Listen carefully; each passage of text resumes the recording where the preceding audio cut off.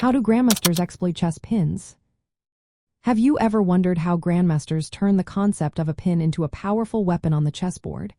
Let's break down how they do this. First, we need to understand what a pin is.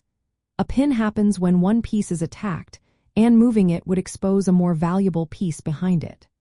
This tactic is essential in chess strategy, allowing players to gain an advantage or create threats that their opponents must deal with. There are two main types of pins. The first is an absolute pin, where a piece cannot move without putting the king in check. The second is a relative pin, where a piece can move but would expose a more valuable piece, like a queen or rook. The piece that creates the pressure is known as the pinning piece, while the piece that is pressured is the pinned piece.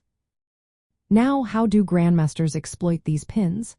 One of the primary ways is by applying pressure on the pinned piece.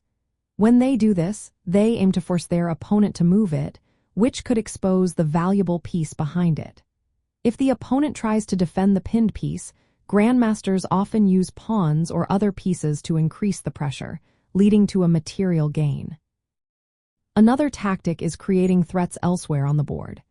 Even if the pinned piece cannot be captured right away, Grandmasters can use the pin to distract their opponent.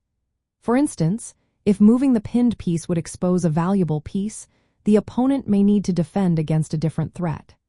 This allows the Grandmaster to execute tactical maneuvers that can shift the game in their favor. Grandmasters also combine pins with other tactics, such as discovered attacks or forks. By using these tactics together, they can create powerful attacks that are hard for their opponents to defend against. Defensive strategies are also important. Grandmasters are careful to avoid placing their pieces in positions where they could be pinned. They look for ways to break pins by moving pieces to defend the pinned piece or by creating counter threats. In practical terms, Grandmasters use pins to control key squares and limit their opponent's options.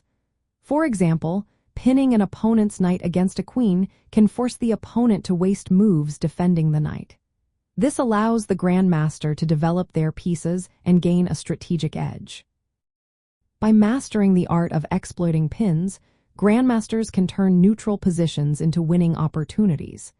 This demonstrates the strategic depth and tactical precision required at the highest levels of chess. So, the next time you play, keep an eye out for pins and think about how you can use them to your advantage.